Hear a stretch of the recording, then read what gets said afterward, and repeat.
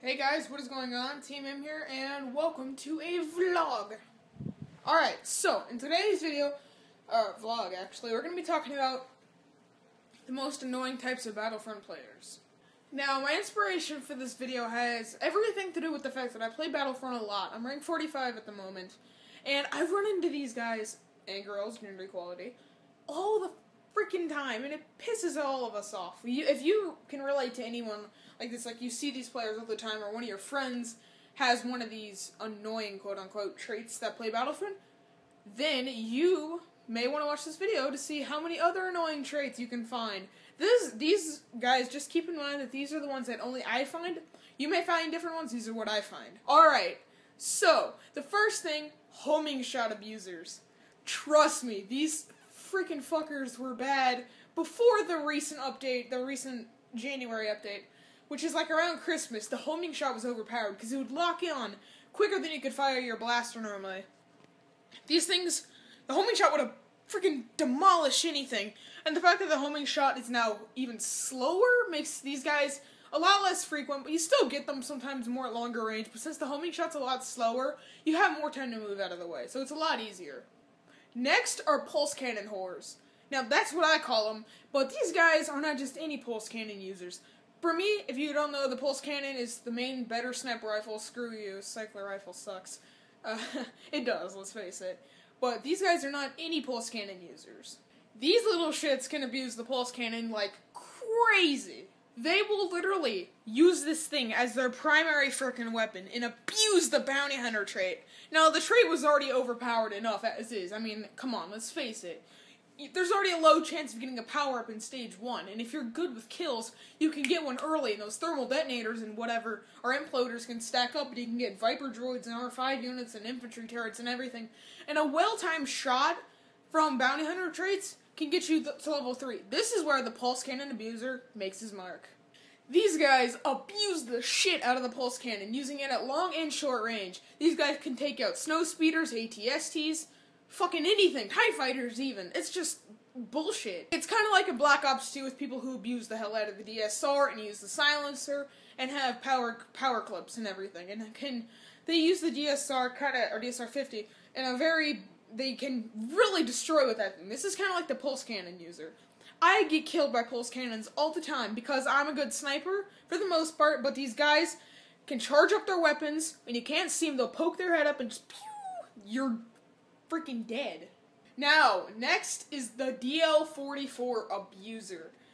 These little shits love to use the DL-44, as if the weapon wasn't overpowered enough. In the recent update, it got more powerful, and they even said balancing has been fixed.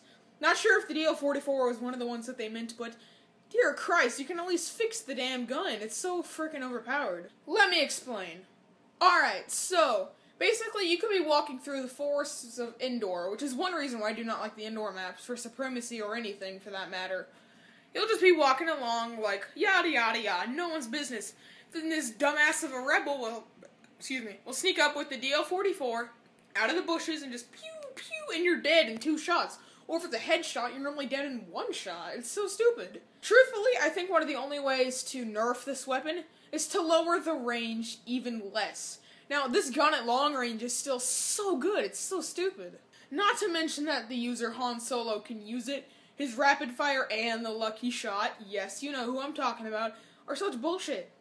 Next is the Boba Fett.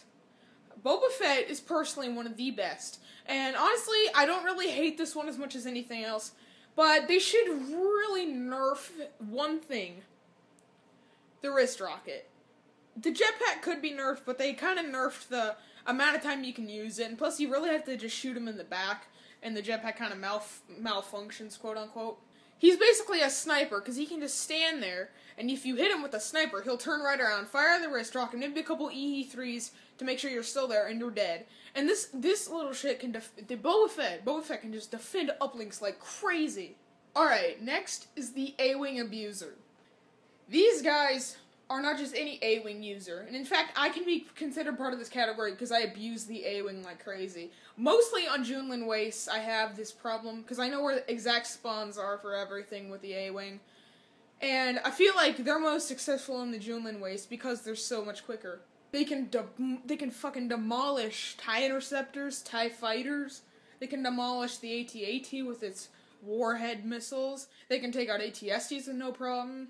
Okay, the X-Wing can probably do the AT-ST taking out a bit better than the A-Wing, but still, it's just so tiny, it's real hard to hit with your lasers compared to the X-Wing, where you just have to shoot right on, and the X-Wing is just kind of easy to hit because it's real big.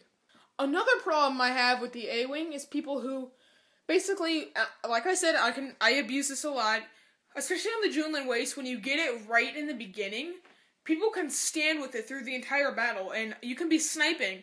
These A-Wings will just come and just pew pew and just pick you off. It's just so easy for them to do that. It's not even funny. Next is one that I think is not really annoying, but it's just more of like, god damn it. It makes you go like, oh, come on, it's bullshit. Rebellion is probably the only one who can really use this to their advantage. Especially, let's say I'm a TIE Interceptor, and you have some other person being an A-Wing. You can charge straight at them with the Interceptor. All the A-Wing has to do is put up its shields, and X-Wing can do this too. Just rip right through you. The A-Wing and X-Wing won't take any damage, but you'll be dead if you're in the Interceptor. The fighter can handle this a bit better, where it won't have as much health in the A-Wing, and X-Wing will take a little bit of damage. Even then, it's still super annoying, because you can get picked off very easily. Alright, next is any problem I have with map balancing. They really, DICE needs to really fix this. And it's nothing against DICE, but I feel like a couple of, maps have an advantage to certain teams. On Endor, the Empire has a huge advantage because there's no snow speeders, and they don't have to worry about the crappy selection of fighters, quote-unquote. And the AT-ST is just, you can rack up so many kills, and you can just camp in one spot and shoot anywhere. It's kind of messed up. On Solist, I would say for the most part, it's decently balanced. For the most part, I find I consistently win with both sides. I will also consistently lose with both sides, so I say that's pretty fair. Same would probably go for Hoth. For the most part, it's pretty fair, with the Imperials winning a lot, but the Rebellion kind of is pretty much the same. Now, the Junlin Waste, which is the Tatooine Walker Assault and Supremacy map, I personally, probably one of my favorite maps. The Rebellion has a huge advantage over the Empire, which I guess kind of balances out since the Empire is a lot better at Solist.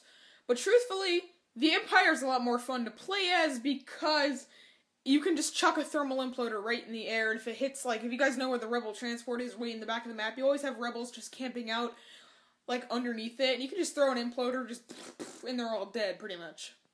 Alright, so that's my list. I guess I don't know how many I named off, but those are the ones I have problems with. I know there's people who use ion torpedoes and throw ion grenades at everything, and impact grenades, and Darth Vader, and whatever, hero abusers and everything. Truthfully, I think the one that I hated the most before the update was definitely the homing shot.